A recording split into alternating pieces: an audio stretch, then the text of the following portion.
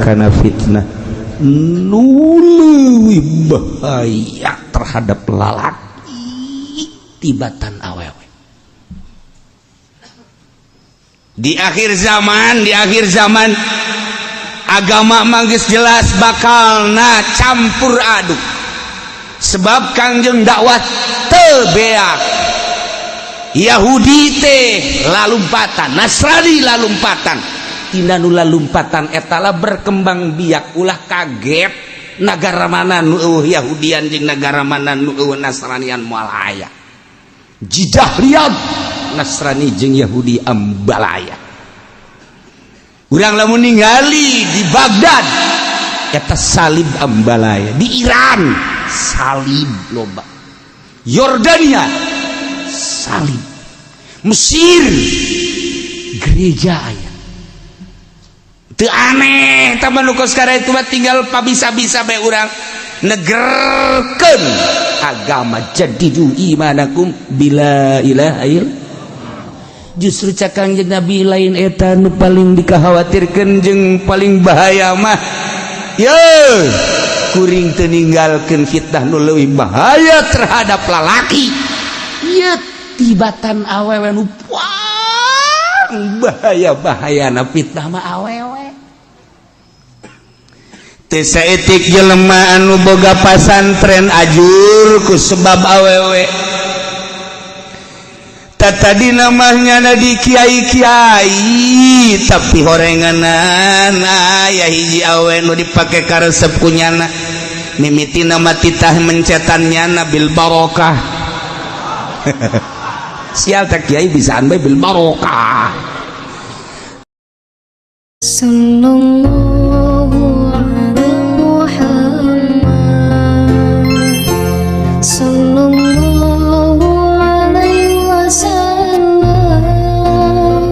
di mana boga kabingung ingin aya pemecahan permasalahan selalu datang ke Baitullah.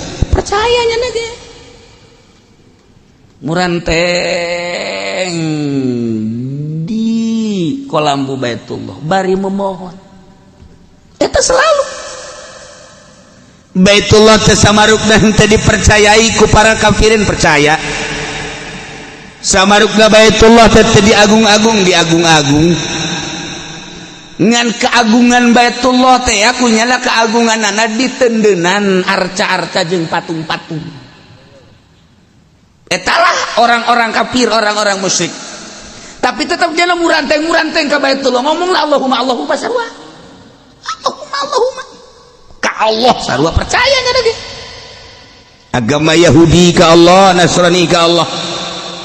Agama teh pan disebutna aya agama samawi, aya agama duniawi, aya kitab samawi, aya kitab duniawi. Ku Imam Qurtubi kan dijelaskan agama Yahudi samawi, Nasrani samawi, Islam samawi. Tapi lamun agama Buddha Konghucu, agama kitu Hindu eta adalah agama duniawi. Terus dibagi di tafsir.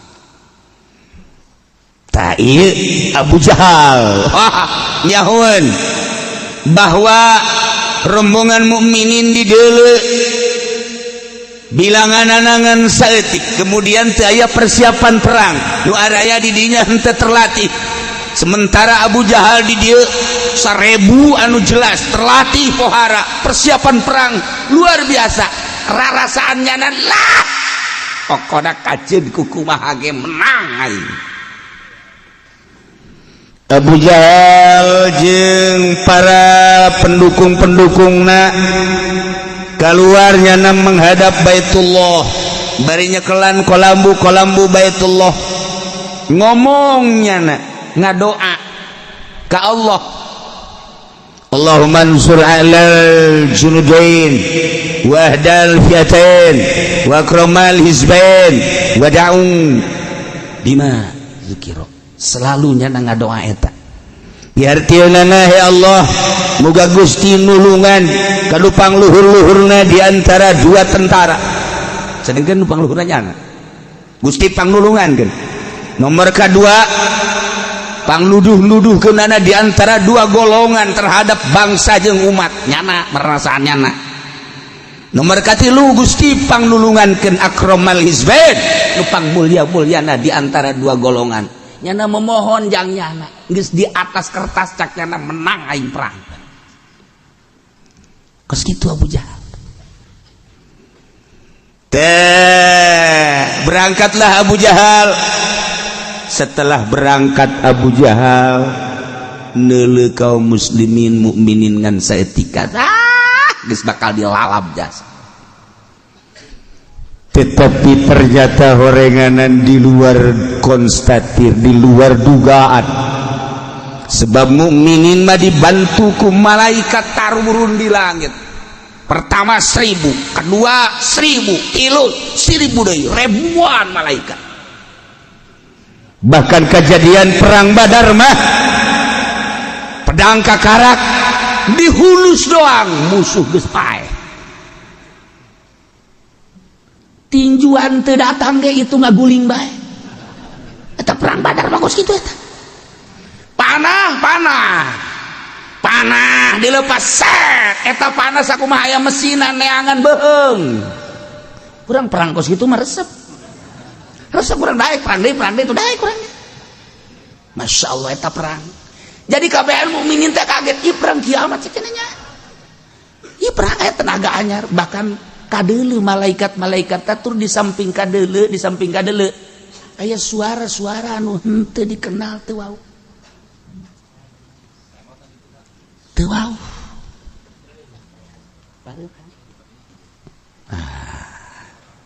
Cak di luar naon cerita. Bukannya di luar mah. Pokoknya sih mah ngopi belah. Saudara res.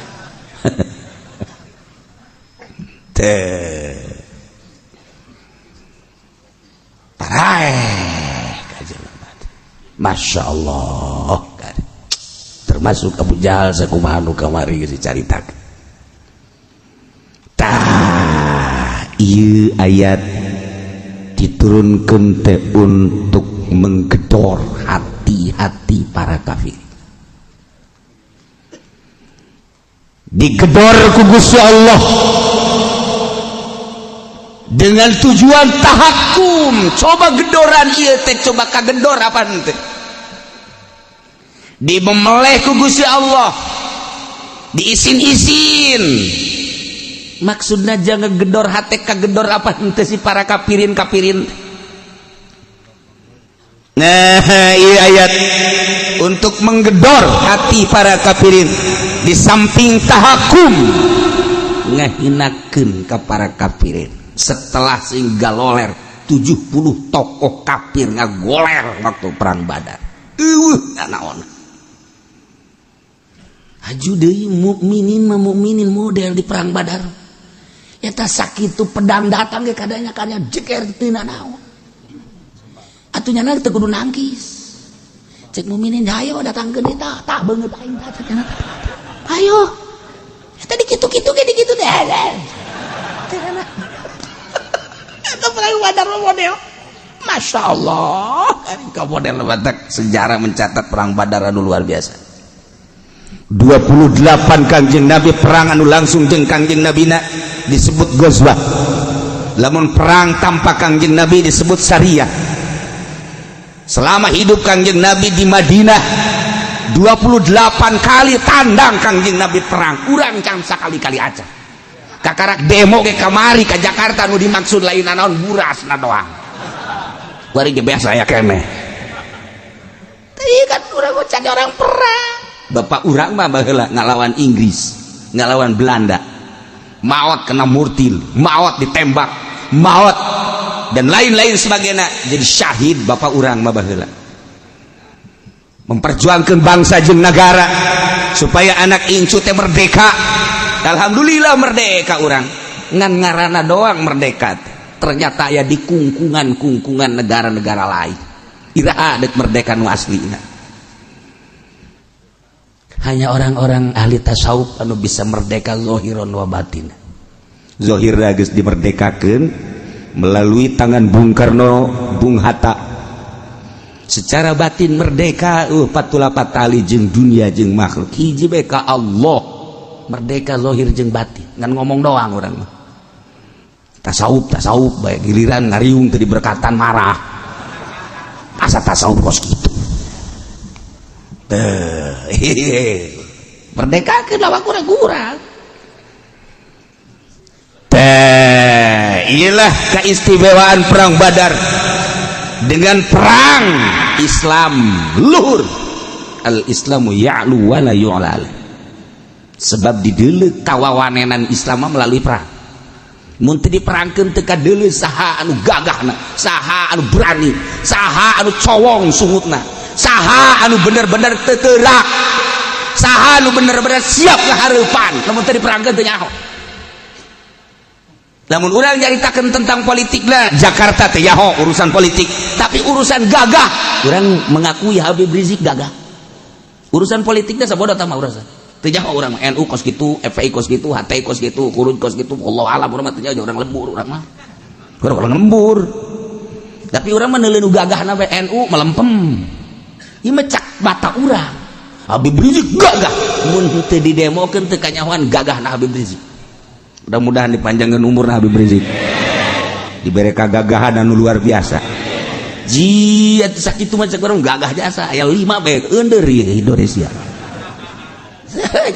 teu sieun nya kasa sagenya mah teu sieun nya mah kasa ieu mah urusan politik mah sabodo cek NU teh jangan begitu ini kan urusannya politik urusan sia tah mah urusanna sabodo geus cak anu lain-lain misalnya cek ngadukung anu ini urusan politik sabodo aing mah lain neuleuh politik aing mah neuleuh gagahna titik geus sakitu jadi mah teu gagah anu kadeu dengan Habib Rizik aing mah neuleuh gagahna do titik urusan politik aing mah teu nyaho sakola teu naon teh aing mah itu cenah kos kitu mah sok loba omong ieu mah politik aing mah ngomong bae ja aing mah ngomong ge kagagahan do geus sakitu geus lain ngomong politik urang teu nyaho tah Pak saha nu bakal jadi gubernur aja geus di setting jaker kamari ge nu menang nama atupan Prabowo jadi settingan anu menang si eta bae di politik bagus kitu sabodo teh urusan teh politik aing mah nyahona teh bahwa Habib Rizik gagah titik geus sakitu ya jangan mah teu sieun ku sasanya mah teu sieun urang mah lamun di hareupan ku jelema haju ngageter bae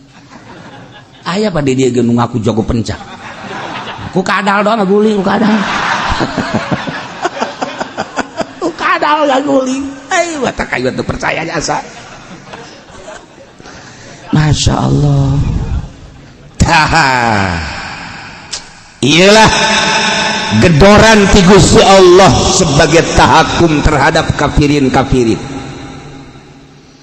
in tastaghfiru faqad ja'akumul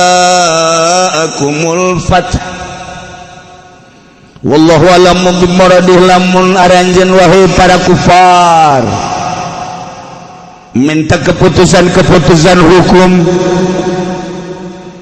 faqad ja'akumul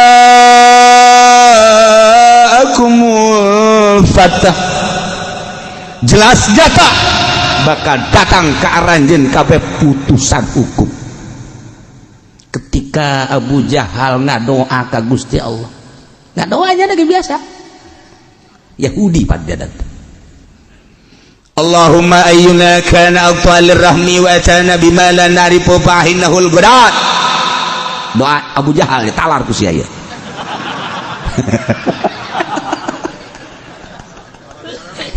pendek doa tapi mantap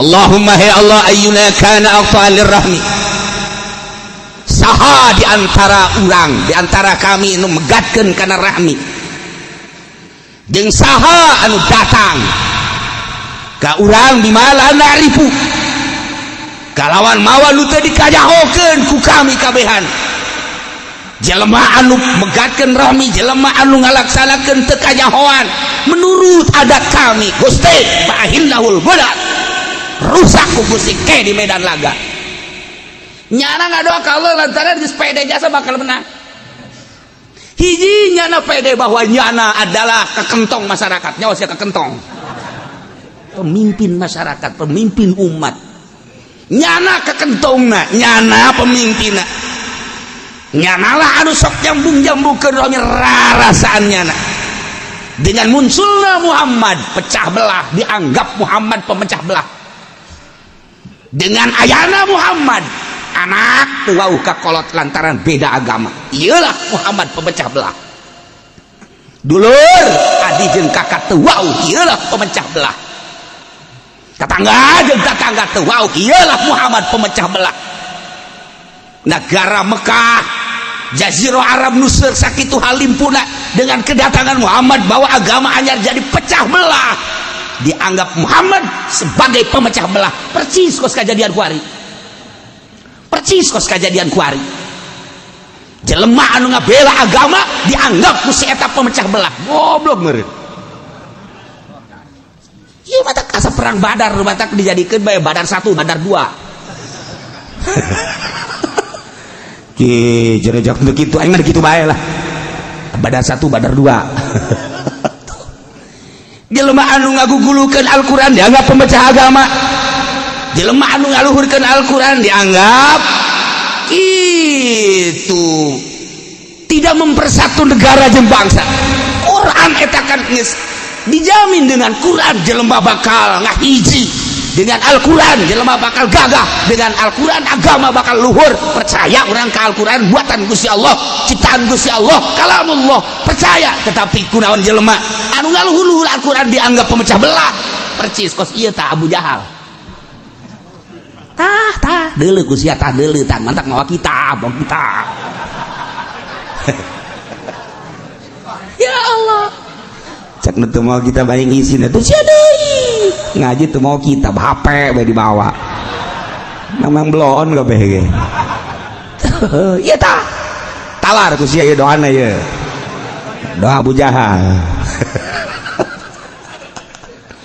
Allahumma ayyuna kana awtalir rahmi fa innahul gharat. Ya Allah saha jelema anu megatkeun kana sanak raket, kana kekeluargaan, hancurkeun di medan laga Badar. Muhammad maksudnya nama. Allahumma ya Allah yunakan atana bima la na'rifu fa'ilahul ghadat. Ya Allah saha jelema anu datang membawa agama anu teu dikanyahokeun, membawa adat-adat anu teu dikanyahokeun ku kami kabehan. Ya de Muhammad mawa agama anyar, adat anyar, kalakuan anyar fa'ilahul ghadat, hancurkeun ke di medan laga. Eta doa Abu Jahal diparake ku ari ku si eta. Saha cenah kieu si eta naon? Atuh mah rahasia. Cetak belah. Masya Allah. Etak cek Gusti Allah faqad ja'akumul fath. Maneh minta keputusan hukum. Wahai para kafirin kufar. Nyata bakal datang putusan hukum. Putusan hukum lah kumaha? Bihilaki man huwa kadzalik. Dirusak jelema nu memang bener-bener model tadi. Jelema anu tidak mempersatu yakni memecah belah, jelema anu bakal itu dirusak ku Gusti Allah lantaran mawa agama anu teu pararuguh.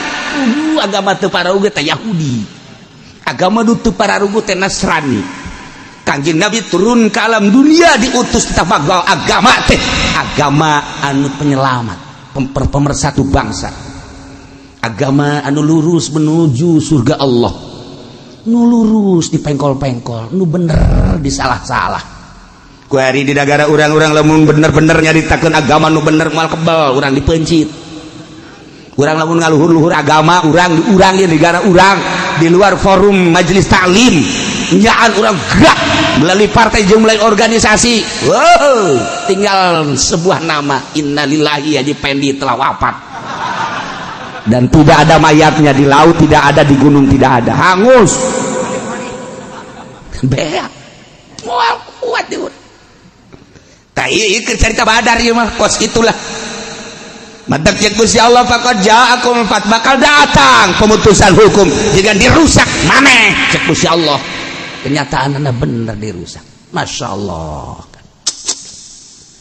Eta doa Abu Jahal kayak di fotokopi.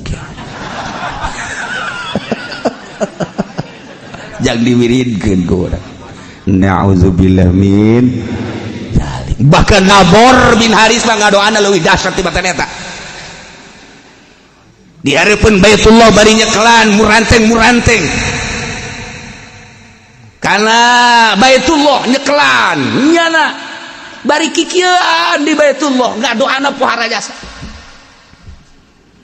kumaha ngadoana Allahumma in kana hadha huwal haqqu min indik fa'amtir alaina hijaratan minas sama aw itina bi'adzabin alim eta doa teh kira-kira Gusti Allah lamun bener memang ieu Muhammad teh datangna bener ti Gusti coba turunkeun batu di langit atawa siksa kami tolong tuh coba eta doa ku kitu amat sih wirid kan kuari ke diparaca ku Nasrani dibaca Yahudi jatuh nganggap ke agama Muhammad dan nganggap nyana maka Al-Quran ieu teh ditiru bahasa-bahasa ieu teh urang ngadenge jelema anu ngaluhurkeun Al-Quran dianggap pemecah belah bangsa dengan naon coba urang ngadenge jelema anu ngajungjungkeun agama Allah jeung Al-Qur'anul Karim ternyata dianggap ieu perusak agama makar malah masa ngaluhurkeun Al-Quran dianggap makar ieu horenganan doa si itu nyaek slek ka dieu tah ieu netes ka hulu si eta iya doana ya matak coba perbanyak iya doa kira-kira ya Masya Allah tapi dengan berbagai doa anu optimis para kufar tokoh-tokoh kafir termasuk Abu Jahal Nadhr bin Harith Sufyan lain jeung kehendak Allah bahkan nyanalah anu dibinasa ku Gusti Allah tah ieu sebagai tahakum pang memeleh ti Gusti Allah gedoran ti Gusti Allah ha kerasa ku sia wa ini ta'u fa wa khairul lakum lamun marane areureun tina kakafiranana jeung merangan Muhammad setelah kekalahan anu dahsyat pemimpin-pemimpin aranjeun puara rae 70 pemimpin kufar modar di Badar tetapi anjeun ayeuna sadar kesadaranana anjeun ayeuna nahan diri eureun tina kakafiran kuari menyatu jeung Muhammad pemerangan Muhammad dengan marasuk Islam nyatu jeung Muhammad bahwa khairul lakum eureun merangan Muhammad eureun tidak kakafiran ieulah nu leuwih bagus ka aranjeun tuh digedor ku Gusti Allah ya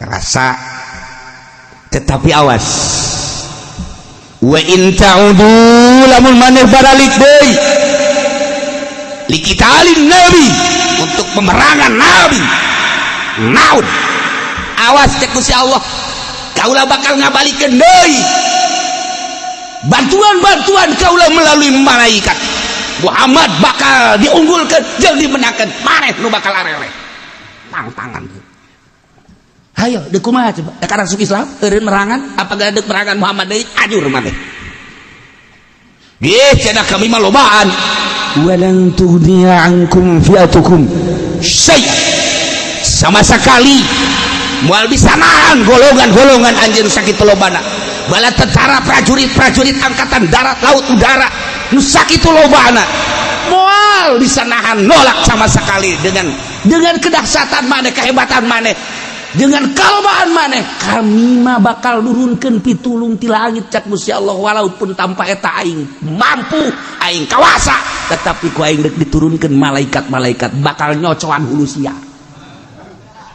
je udah biasa urang tah kitu geuna hayu sia lamun deuk balik deui wa in ta'udu ankum walan tugniya naud wa in ta'udu naud mun maneh bakal babalik di berangan Muhammad kaulah bakal nurunkeun pitulung Muhammad tetap ditulung maneh bakal eleh dengan lobana tentara lan tugniya ankum fi'atukum syai'a faedah setik-etik acan dengan lobana kuantitas bilangan-bilangan wae walau kasurat sanajan tambah ditambah di loba tetap moal menge sia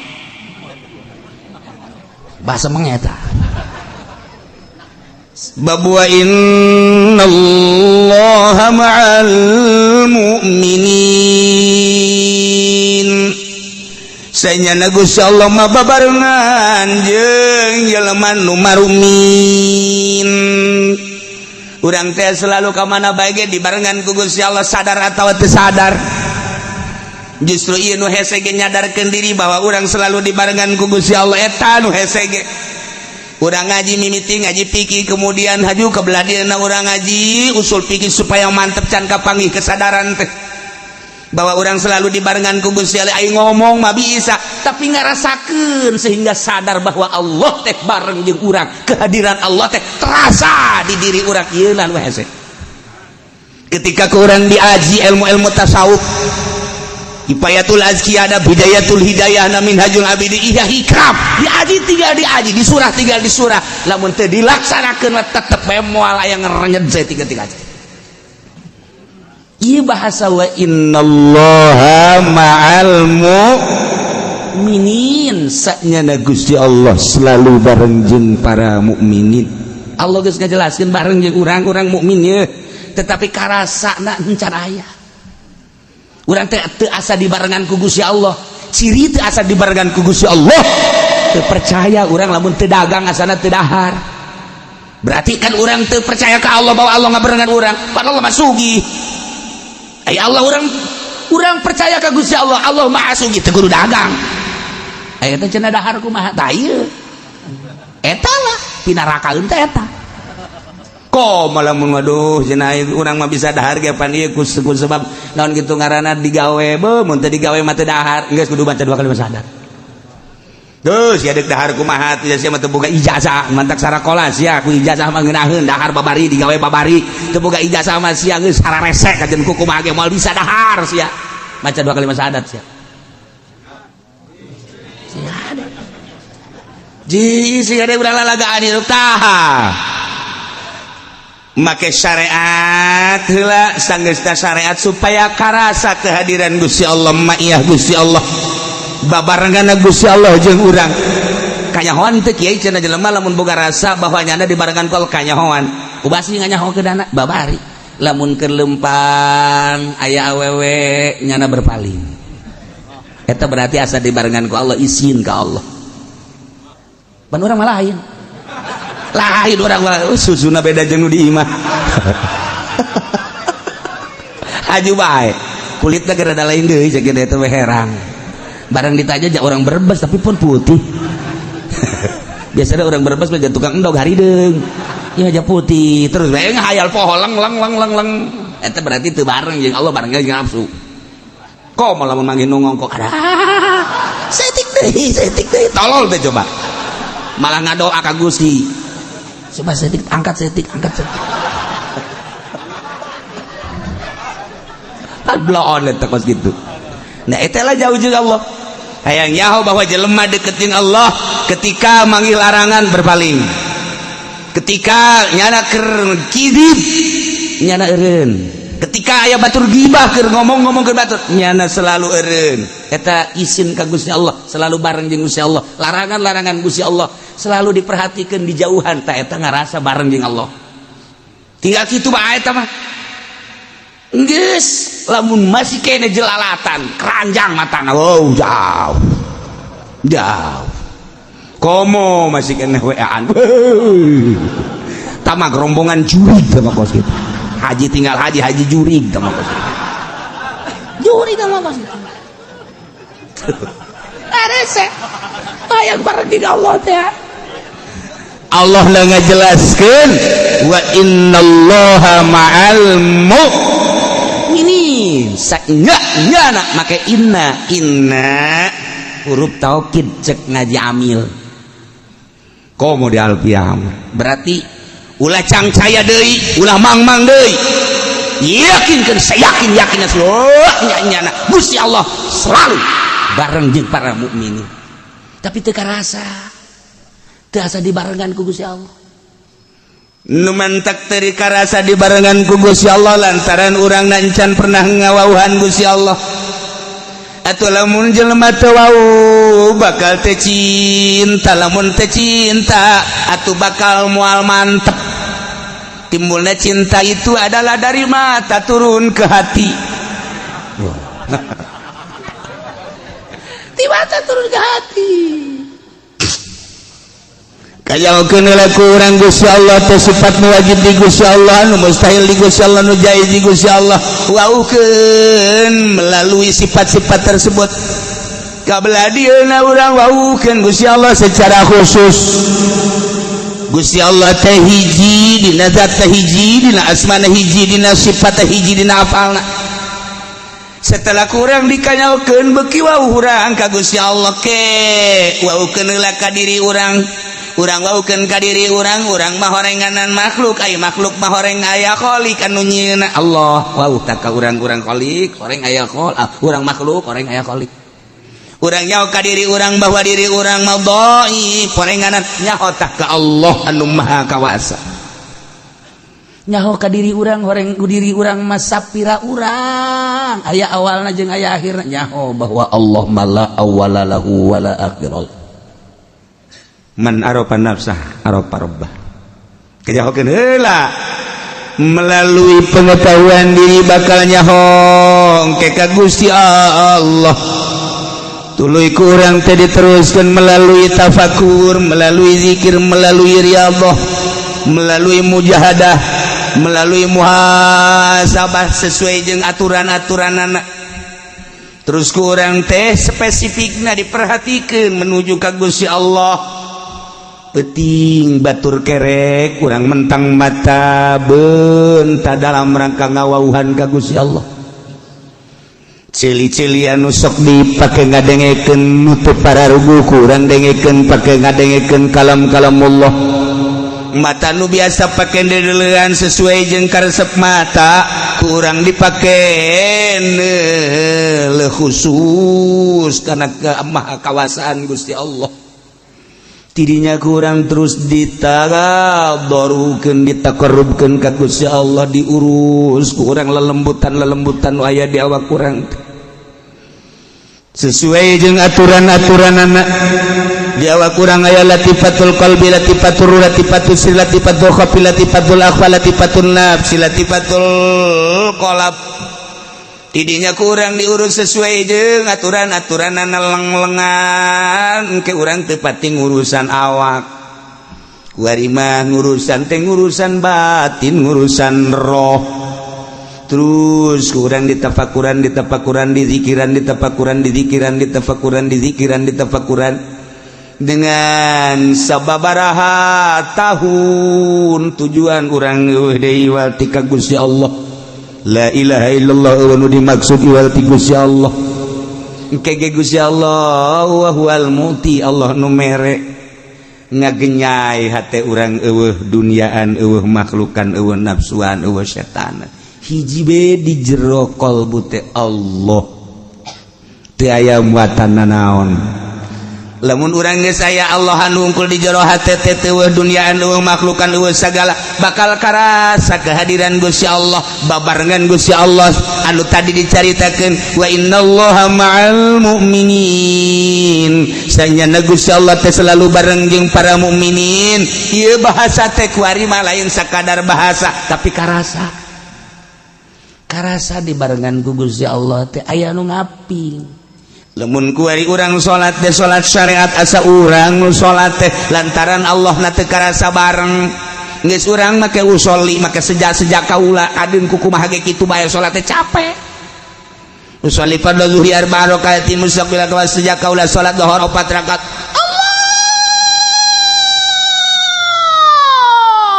Allah. Eleh alam pelung mah. Kos gitulah. Lantaran teu karasa barengna Allah, kehadiran Allah eueuh ngan sakadar disungut. Sebab kurang can pernah dilaksanakeun dedeketan jeung Gusti Allah. Bobogohan teh jeung materi, bobogohan teh jeung benda, bobogohan teh jeung makhluk Allah, atuh nu karasa teh makhluk we. Bobogohan teh jeung khaliq, mulai kuari karasa ngerenjet. Karasa kos kitu mah moal bisa dibejakeun hanya jelema-jelema nu boga rasa. kehadiran Gusti Allah teh karasa babarengan jeung Gusti Allah teh karasa lamun geus babarengan karasa ieu mah lain nas karasa kuari lain bahasa karasa lamun geus karasa salat bage geus lain maka sejak kaula jak karasa Allahu akbar karasa bareng jeung Allah salat teh maksud ka Allah kuari geus karasa geus moal aya kieu kitu Allahu akbar teh karasa geus kulantaran karasa babarengan Gusti Allah di diri urang atupan meureun Gusti mah maha sagala-galana atuh rarasaan nu urang eueuh eleh kumaha geus atuh eta mah sagala ruku sagala itidal sagala sujudna karasana dibawa ku rarasaan eta teu karasa nu mantak salat puluhan rakaat ratusan rakaat teu karasa Allahu akbar likum Allahu akbar likum Allahu akbar nikmat sebab aya nu mawa perasaan aya urang maka kara 4 rakaat ge haju heuh diintip ku pamajikan bapak lu tuh lihat tuh mabok tuh mabok apa cak kadang mabok salat tuh bapak lu tuh ntar 2 rakaat lagi mati dah kelihatannya tuh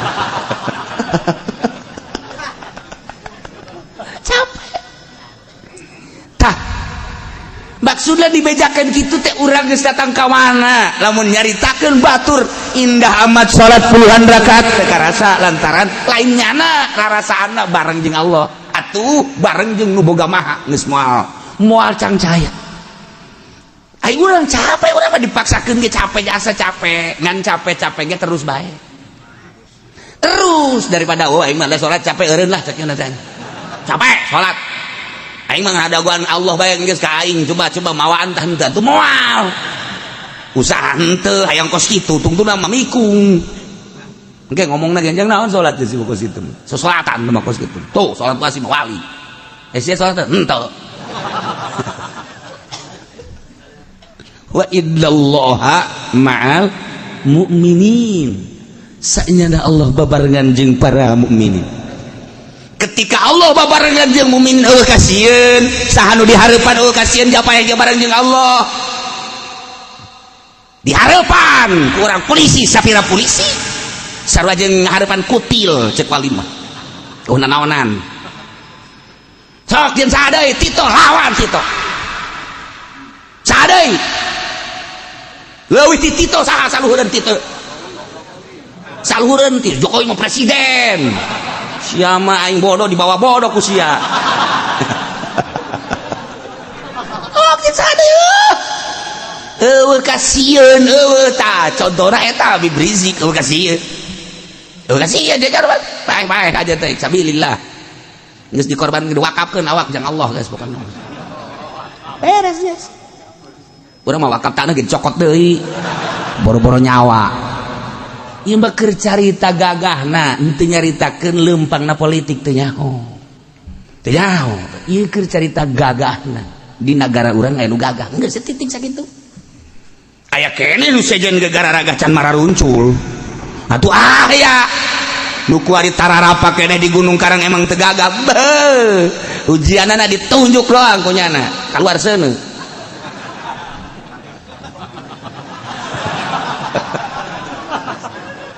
aya korek apian emang kumaha gitu lamun Cirebon geus turun Banten geus turun maaf acak-acakan ieu negara Masya Allah bahkan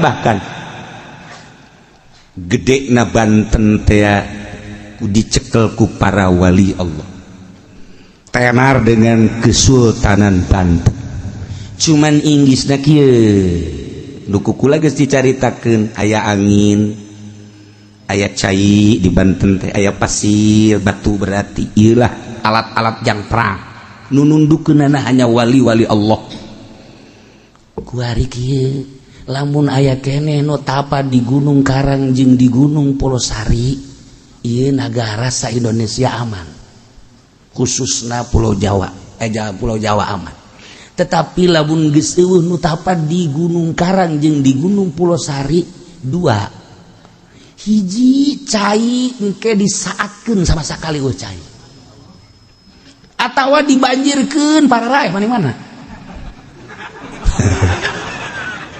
saat sama sekali baik kuarima kapan lamun urang ngagali tanah 1 meter 2 meter aya caian di Cikoromoy mah lamun digali aya caian terus datang kabelah itu batu Quran lamun kurang digali aya caian tamun eueuh nu tapa di Gunung Karang jeung di Gunung Pulau Sari saat sama sekali bae puluhan meter ke handap eueuh cai hiji nomor kedua aya cai mangan jadi kanyut mending mana maning eueuh cai sama sekali atau maning babanjiran coba pilih tuh siapa embung kan kabeh tapah henteu Pak musibah embung Bang nah tinggal ditanya bae aya keneh eueuh cenah kieu teh nu tapana puguh engge teu nyaho ieu bahaya na ieu lain lalagaan Gunung Karang teh lain lalagaan Gunung Karang jeung Gunung Pulau Sari eta mah boga sejarah tah loba jelema anu hayang kaluhur hajut teu balik deui digegel maung ieu ge hiji nek dikaditukeun pakai tumbal Gunung Karang lamun geus karasa barengna Gusti Allah mah aya kasieun kajen kumaha ge sakumaha barengna Kangjeng jeung Gusti Allah sakumaha barengna para sahabat jeung Gusti Allah karasa babarengana saeutik eueuh kasieun saeutikan ge lantaran dibantu ku bantuan Allah melalui malaikat. Nah, hanya seperti itulah mukminin ketika perang jeung kafirin.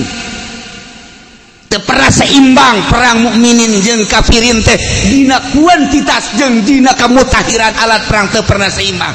Selalu eleh. Zaman Belanda apa nu dibogaan ku urang naon atuh? Nu dibogaan ku urang naon?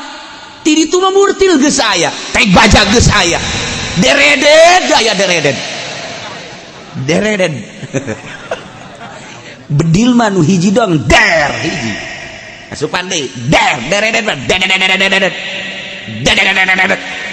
zaman Belanda geus aya deredet urang teu boga tapi kok urang menang make bambu runcing doang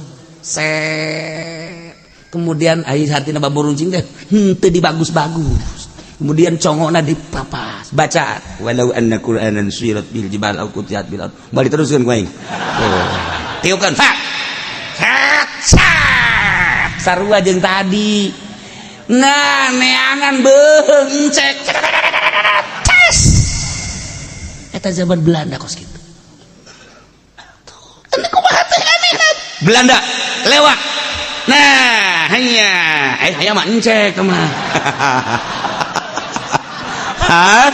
ada Belanda lewat sini urut sukuna cokot di urut sukuna tah cirian tet buledan tendenan ka dia tak ieu urut sukuna bage bisa ngabunuh di ditu paeh di Belanda di ditu mantap kuari lamun hayang nyaho mun aya hayang ka awewe kemudian awewena embungeun tapak sukuna mana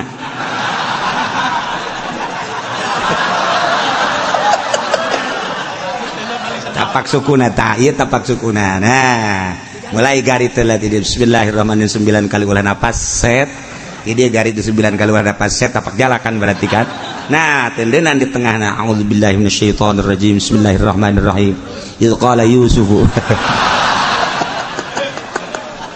tenden kadinya set ujian Kang Pendi mana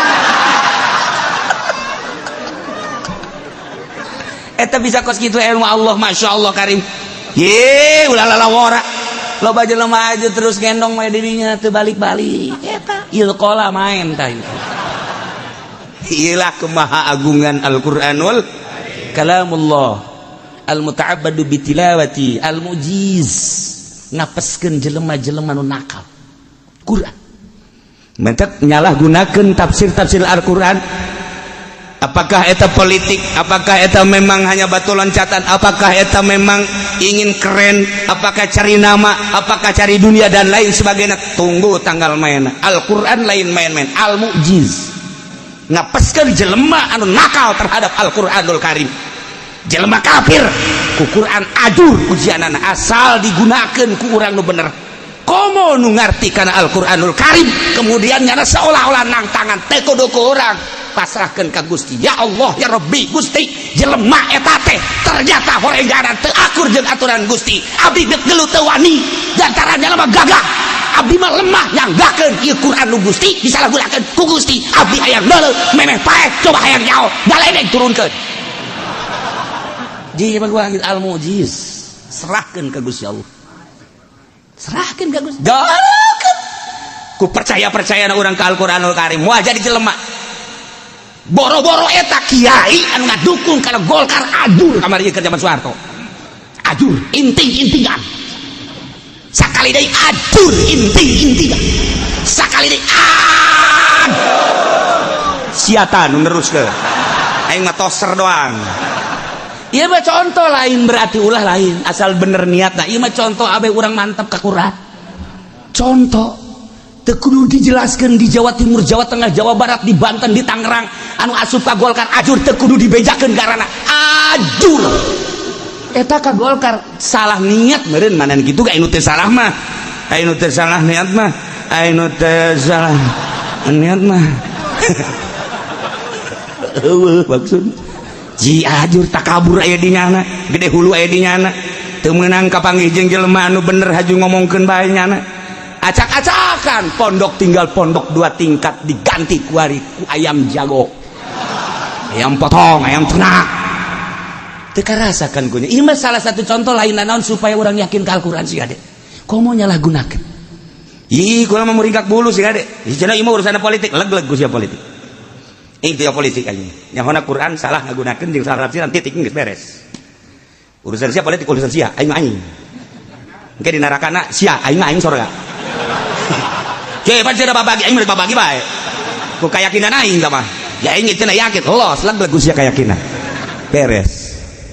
Ci ngadukung Golkar nu salah bae ge niatna kos kitu atuh kok. Meleg-meleg Al-Qur'an. Tinggal dideleukeun bulan tahun deuleu. Kula mah dengan keyakinan sob. Al-Qur'an teh kalamullah lain bahasa urang. Al-muta'abbadu bitilawati dibaca hiji huruf kudu teu nyahona naon bae dibayar 10. Teu nyahona naon teh manggeus. Beuh lamun nyaho dibayarna 100 200 sampai 700 sampai nyaho kana rahasia Al-Qur'an cak Gusti Allah geus ulah kudu nyaho aing langsung bayarna bisa hiber sia di dunya keneh. Ci bisa hiber teu saeutik para wali Allah nu hiber ka Mekah. Di Mekah teu bisa balik deui ka dieu. Lantaran bari dia ke Mekah mah wali keneh barang datang ke Mekah dipocot ka walianana. Tetep bisa ka dia. Emang aya nu kitu? Iya tuh meureun. Ila wa innallaha ma'al mu'minin. Ya ne selalu dibantu ku Gusti Allah sakumaha para pejuang di Badar dibantu ku Gusti Allah. Ieu bahasa teh lain sakadar jang perang Badar doang. Ieu teh wa innallaha ma'al mu'minin mah selalu terus ila yaumil kiamah. Urang sorangan Allah kaduana, urang duaan Allah katiluna, urang limaan Allah kagenepna, urang 100 Allah ka 101 dina hati selalu ngabarengan urang, teu pernah teu ngabarengan jeung teu pernah teu nyaho. Wa innallaha ma'al mu'minin. Tah tinggal galilah ku urang supaya karasa barengna Gusti Allah jeung urang. Eta lah nu kudu diteangan teh ilmu eta. Haju di dalam perang Badar teh aya sahabat-sahabat loba anu sahabat pikaseureun sahabat teh emang sahabat olah lugu gitu sesuai jeung karakter masing-masing. Pikaseureun sahabat eta kan jelema karakterna masing-masing ya. Aya nu pikaseureun ngaranna Nuaim bin Abdillah eta teh pikaseureun geus di Madinah ya, geus di Madinah. Rindu amat sakeuna ka Kangjeng Nabi hayang dahar bareng jeung Kangjeng Nabi. Beuh inget waktu perang Badar sakeuna. Jadi lu perang Badar. Mantep ieu lamun dahar jeung Kangjeng Nabi. Aya tukang dagang. Kade. Sabaraha teh ada dahar. Sakeuna teh 1 dinar. Kade, bungkus. Di ka mana? Di daharna di Kangjeng Nabi ka ditu nya. Ka Kangjeng Nabi dibayarna di ditu. Hah? Bayar. Assalamualaikum. Waalaikumsalam. Sakangjeng Nuaim marhaban tuan. Eta mah naon? Kula ngahaja hayang bareng dahar jeung Gus Tuan. Geus lila sadar rindu jasa teu dahar jeung tuan. Ji, alhamdulillah. Ayo dahar bareng teh. geus beres dahar trojol pan eta nu bogana. Waalaikumsalam. Cek Kangjeng Nabi saya eta nu boga dahar pan. Cek Kangjengna kumaha? Kula teh teu boga duit jeung teu boga dahar. Tapi hayang dahar bareng jeung tuan rindu jasa. Haju eta pedagangna, ieu mah puari mah geus dahar jeung tuan kula bunga tinggal tuan nu mayar. Pada tapi kaserian pika sebelen. Cek Kangjeng Nabi teh, saya Sidna Umar. Ye, sia tuh cek Kangjeng Nabi ulah dikitu-kitu ieu karakterna nya nama. Hiji karakterna nomor kadua jana perang Badar milu amankeun Umar. Cek Sidna Umar aya keneh atuh. Milu deui di ditu. Kita cerita lalagaan emang gua gitu. Badar teh lain lalaga, lain leutik-leutik. Naon kitu ngaranna riwayat kapi kaserian aya. Aya keneh, nu em keneh. Tiluan nyana em jeung Abdullah jeung Abu Bakar. Nah kieu cek nyana teh dijual we kitu gue ngisi luloh ya. Pikiranna kos kitu nya mah. Jual gue ini. Kajian kuku mah ge leos banyak. Aya sahabat sugih. Aing boga abid, tapi nyana mah teu daekna ku abid. Jadi dijual ngan nyana teu daekna ku abid, lamun di abid-abid teu daekeun. Tapi nu jelas nyana mah abid. Ngan lamun di nyebut abid embung. Geus di ditu na teh kos kitu. Nah, ku aing dijual. Sebenarnya sekan. Jadi set. Mana abidna? Yuk. Nyana jauh tuh. Langsung we kudu meuli teh di talian. Nah naon dia? Ye, geus dibeli teh. Emang naon dia? Ieu ka abid. Ih, kula mah lain abid. Ah nyaho adat sia mah. Ketilok dek disebut abid sia mah. Nah, sok kali tali. Ih, naon teu lain naon geus dibeli sia mah. Kula mah lain abid. Ih, sak nu bogana ge emang sia mah tilok nyebut abid. Apaan kos gitu tah? Terus bae pas kadinya jual Abu Bakar. Aya naon ieu? Iya kalau meli di saha? Meli di Nuem caknya nanti. Cak Abu Bakar, iya lain abid, iya mah sahabat caknya Abdullah kok iya dijual kieu. Mana Nuem na caknya nanti? Cak Abu Bakar teh, cak nu meli tetap iya abid emangnya nama. Lamun dibeli kieu tilok nyebut abid. Cak Abu Bakar lain, teu bisa, tetap lain sama abid bae abid. Jol Kangjeng Nabi kadieu. Sekina Abu Bakar aya problem tuan ya. Kunaon? Iya, merdeka dijual. Kusaha? Nuem. Cak Kangjeng Nabi bebaskeun. Cak nu beuli teh atuh eta duitna kumaha? Kun kula mah meuli. Cak Kangjeng Nabi ieu saksina Abu Bakar Siddiq, ieu Abdullah henteu abidnya nama sahabat. Ieu teh nu sok perang Badar milu. Nah, iya dijual sama duit, dijual lo sekian cina. Kangjeng Nabi langsung ngabelantah dibayar di lain, ini mah lain abid. Beres. Cak Abu Bakar mana tas Nuem? Mana tas Nuem? Eta kan pikaserian. Begitu datang langsung cak Kangjeng Nabi. Ulah. Sebabnya milu perang Badar. Ya keistimewaan perang Badar numadak eta ge urang di disolawatkeun perang Badar lain lalawat teu meunang diganggu sahabat perang Badar mah. Sebab pernah dibantu ku malaikat. Ribuan malaikat. Salatullah salamullah ala Thaha Rasulillah. Salatullah salamullah ala Yasin. Nabi billah tawassalna bi bismillah wa bil hadi Rasulillah. Wa kulli mujahidin lillah bi ahlil bad. Ya Allah, ahli Badar. Teu meunang diganggu cek Kangjeng Nabi. Guys. Cek Abu Bakar teh, Mem. Duit mana duit? Eta kan Kangjeng, ye teu bisa. Ieu mah aku lah cek gitu. Ieu keur carita karakter sahabat. Resep eta urang lamun macaan, asal bisa ngan hese. Hese teh macaan dina kitab teh kan eta ngaligut-ligutkeun hese, padahal eta pigaseureun. Nah, eta kos kitu. Nah, kabelah dieuna Kangjeng Nabi asal kapanggih jeung Nuem seuri. Asal kagak keur dieu kapanggih jeung Nuem seuri. Ka beneran Abu Bakar, Sidna Umar, Sidna Utsman kabeh araraya. Haju liwat Nuem Kangjeng Nabi seuri. Cek Abu Bakar teh, "Limadza ya Rasulullah? Kunaon ieu make seuri?" Inget gak jual abid. Cak Abu Bakar ge heueuh cenah kula ge. asal kapagi we jeung nu em Kangjeng Nabi teu pernah teu seuri bae cenah eta kelakuanana kos kitu eta dahar bareng hayang berkah kudu Nabi nu mayar lain abdi dijual duitna dibawa ku jana Kangjeng Nabi eta batak asal kapagi jeung nu em seuri bae Kangjeng Nabi mah ta eta teh kahibur Kangjeng Nabi ku kidu em. Jadi karakternya geus kos kitu iyalah perang Badar. Masya Allah masih loba keneh teh selanjutnya nu pikaseurieun dalam rangka sahabat-sahabat nu milu perang Badar. Masya Allah. Ya ayyuhalladzina amanu wallahu a'lam. A'udzu billahi minasy syaithanir rajim. Bismillahirrahmanirrahim. Warwa syekhani lan ngariwayatkeun sapa syekhani Bukhari Muslim anna Rasulullah satuhuna Kangjeng Rasulullah sallallahu alaihi wasallam iku ngucap ya Kangjeng Rasulullah ila fanna taraktu ba'di fitnatan hiya adarru ala rijal minan nisa'i ora ningali isun ing dalem sahu sadaya bawat ingsun fitnatan ing fitnah kang teu fitnah iku kang leuwih ngamadaratkeun ala rijal ing atase pirang-pirang wong lanang minan nisa'i tinimbang saking pirang-pirang wadon. Imam Bukhari di aya di Uzbekistan, Imam Muslim di Termid Uzbek. Mentak lamun geus pernah ziarah ka Imam Bukhari kabayar.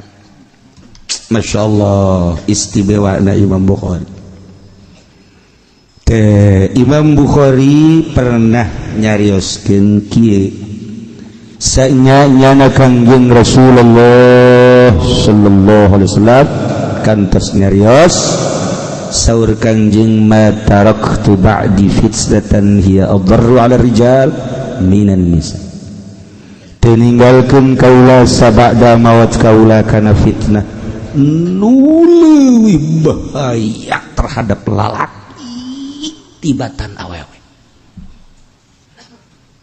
di akhir zaman agama manggis jelas bakalna campur aduk sebab Kangjeng dakwah teu beak Yahudi teh lalumpatan Nasrani lalumpatan tina nu lalumpatan etala berkembang biak ulah kaget negara mana nu Yahudian jeung negara mana nu Nasranian moal aya jidah liat Nasrani jeung Yahudi ambalaya urang lamun ningali di Baghdad eta salib ambalaya di Iran salib loba Yordania salib Mesir gereja aya teu aneh taman nu kos karaya itu mah tinggal pabisa-bisa bae urang negerkeun agama jadidu imanakum bila ilaha illallah justru Kangjeng Nabi lain eta nu paling dikhawatirkeun jeung paling bahaya mah ye